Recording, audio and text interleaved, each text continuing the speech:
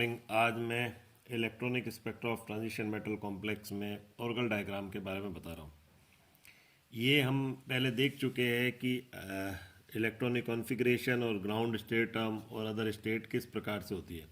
तो जैसे हमने कहा था कि अगर एक एग्जांपल हमने लिया, जैसे D1 और D9 है, तो अगर ये D1 और D9 अगर मान लो इलेक्ट्रॉनिक स्टेट है, तो ऐसे में जो ग्राउंड स्टेट टर्म है वो कैपिटल और यहाँ पर 2D हो जाएगा। इसी प्रकार अगर D4 D6 है तो कैपिटल 5D हो जाएगा। अदर स्टेट इसमें कुछ नहीं होगी, लेकिन 5D में हमें पता है 3H है, 3G है, 3F है, 3D है और इस तरह से है। अच्छा, अब हमें ये पता है कि जब हम इलेक्ट्रॉनिक ट्रांजिशन की बात करेंगे तो हमें सिलेक्शन रूल को फॉलो करना होगा। हमें सिलेक्शन रूल पता है कि डेल्टा एस बराबर किसके होता है, जीरो के होता है। यानी यहाँ पर अगर 2D है तो एक्साइटेड स्टेट हमारे पास होनी चाहिए 2 वाली, यानी जिसमें एस समान हो, तो एस तो यहाँ है नहीं। इसी प्रकार यहाँ 5D है तो यहाँ पर भी 5 वाला होना चाहिए। तो इसलिए यहाँ पर जब हम बताएंगे तो ये सिंगल यहाँ पर ग्राउंड स्टेट टर्म ही दर्शाएंगे जब हम इलेक्ट्रॉनिक एक्साइटेशन को दर्शाएंगे। अभी अभी इसको हम ऑर्गल डायग्राम में दर्शा रहे हैं। अब मुलिकन सिंबल, ये भी हमने लिया था एक टॉपिक जिसमें हमने कहा था मुलिकन सिंबल अगर मान लो P है, यानी स्पेक्ट्रोस्कोपिक टर्म जिसको हम कहेंगे, स्पेक्ट्रोस्कोपिक टर्म अगर P है तो उसका मुलिकन सिंबल ऑक्टाहेड्रल फील्ड में T1G होगा। अगर D है तो EG और T2G होगा। अगर F है तो A2G, T1G, T2G होगा। लेकिन चूंकि यहाँ ऑक्टाहेड्रल फील्ड है, ऑक्टाहेड्रल फील्ड में क्या होता है, जीरेड होता है, तो टेट्राहेड्रल फील्ड में आप जीरेड नहीं लगाओगे, केवल T1, E, T2 इस तरह से लिखेंगे। अब हम ऑर्गल डायग्राम बना रहे हैं। जैसे हमने लिया, मान लो हमने लिया D1 कॉन्फ़िगरेशन के लिए, D1 हमारे पास है कॉन्फ़िगरेशन, तो D1 कॉन्फ़िगरेशन का इस प्रकार से आएगा। D1 हो चाहे D9 हो, D1 ले हम चाहे D9 कॉन्फ़िगरेशन ले, इनका जो होगा वो एक ही तरह का ऑर्गल डायग्राम होगा। मैं एक बार इसको लिख के बताता हूँ अलग से वापस से। यहाँ हम लेते हैं कैपिटल D, ये हमने लिया कैपिटल D, और ये इस प्रकार से, ये इस तरह से हमने कहा EG, ये T2G, ये मैंने आपको भी बताया ही था। ये रहा यहाँ पर D के सापेक्ष EG और T2G। और मैं इधर भी इसको इस डायरेक्शन में भी बना देता हूँ। ये जैसे हमने लिया मान लो, तो इस डायरेक्शन में भी हमने इसको ले लिया।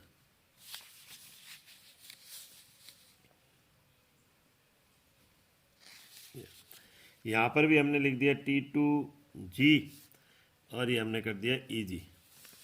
अब ये जो है ये किसके लिए है, ये वाला ये वाला जो ये यहाँ पर आएगा D1 octahedral, D6 octahedral, D4 tetrahedral और D9 टेट्राहेड्रल। इसी प्रकार से यहाँ पर क्या आ जाएगा, ये D1 tetrahedral, D6 tetrahedral, D4 octahedral और D9 ऑक्टाहेड्रल।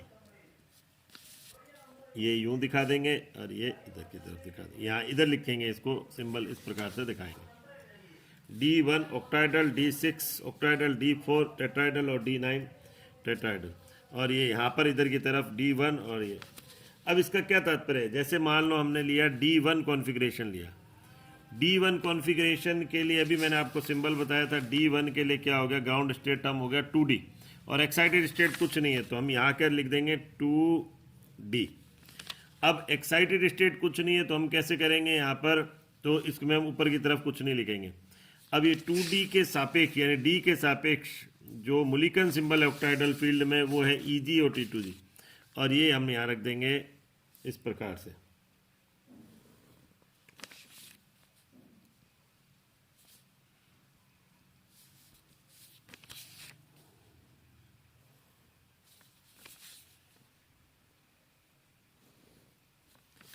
ये हमने कर दिया 2T2G और 2EG, यानी इसके सापेक्ष 2 के सापेक्ष हो गए।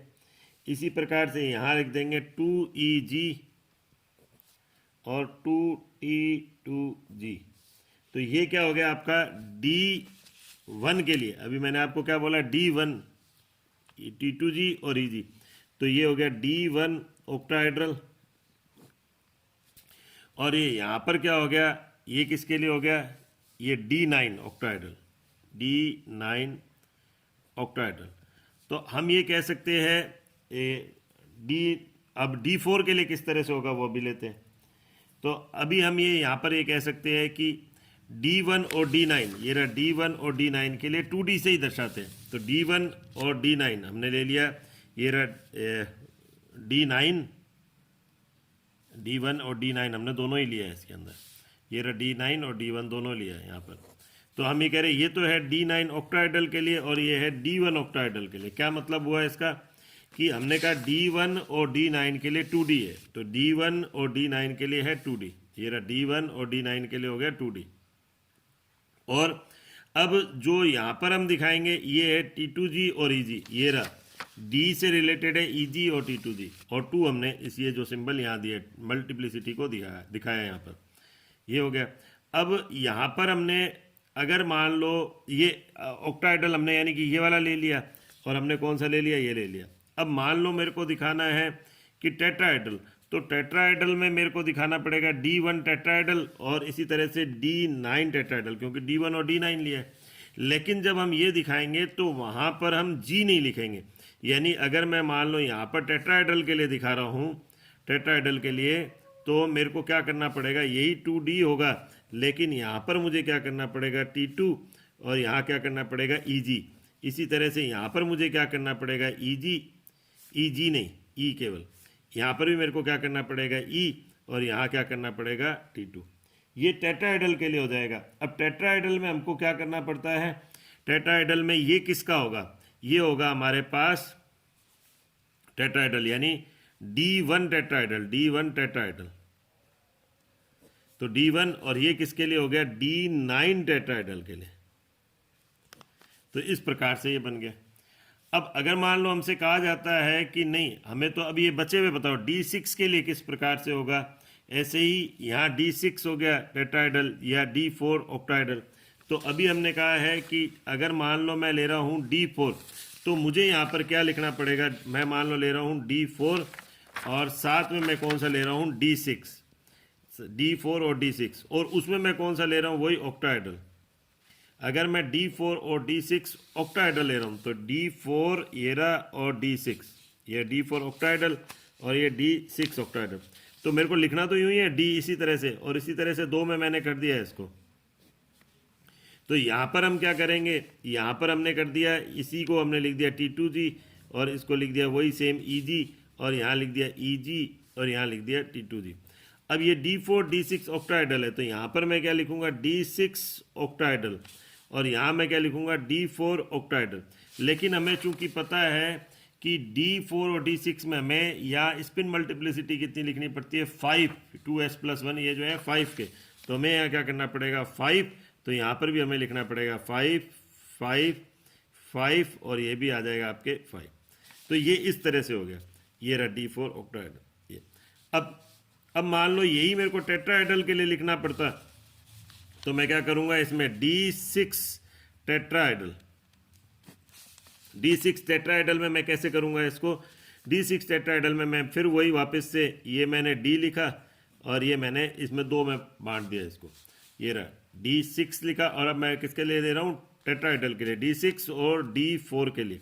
तो ये तो हमें पता लगी गया, ये तो 5 ही लिखना है, और अब हमें यहाँ 5T2 लिखना है और 5E लिखना है, G नहीं लिखना, G जीरेड के लिए होता है, और G जो होता है वो जीरेड जो होता है वो ऑक्टाहेड्रल होता है। अब इसी तरह से यहाँ इसी प्रकार से यहाँ पर हमें क्या करना है, ऑक्टाहेड्रल के लिए जीरेड को हम यूज़ करते हैं, टेट्राहेड्रल के लिए नहीं करेंगे। अब यहाँ पर भी इसी तरह से हमें क्या करना पड़ेगा, E लिखना पड़ेगा, और यहाँ T2 लिखना पड़ेगा, ये 5 हो गया और ये भी 5 हो गया। तो इस प्रकार से हम क्या कर रहे हैं, हम ऑर्गल डायग्राम को ऐसे दर्शा सकते हैं। अब इलेक्ट्रॉन का जो ट्रांजिशन होगा वो कहाँ से होगा, जो भी हम ले रहे हैं, जैसे D1 D9 है, तो उसका ट्रांजिशन कहाँ से होगा, T2G से EG की ओर D1 ऑक्टाहेड्रल में। ऐसे ही अगर D9 ऑक्टाहेड्रल में है तो इलेक्ट्रॉनिक ट्रांजिशन EG से T2G की ओर होगा। अब टेट्राहेड्रल में ये सेम इस तरह से आ जाएगा, ये G यहाँ नहीं आएगा। इसी तरह से ऑक्टाहेड्रल में हमको क्या करना पड़ेगा, अगर D6 ऑक्टाहेड्रल के लिए मैं देख रहा हूँ तो T2G से EG की ओर इलेक्ट्रॉनिक ट्रांजिशन होगा। अगर मैं देख रहा हूँ D4 के लिए तो हमें EG से D4 ऑक्टाहेड्रल के लिए देख रहा हूँ तो EG से T2G की ओर होगा, ये 5 EG से 5 T2G की ओर होगा। और यही अगर मैं टेट्राहेड्रल में देख रहा हूँ तो मेरे को देखना पड़ेगा T2 से E की ओर और यहाँ पर E से T2 की ओर होगा। तो यहाँ पर हमें ये ध्यान रखना पड़ता है कि हमें ट्रांजिशन किस प्रकार से हो रहे हैं।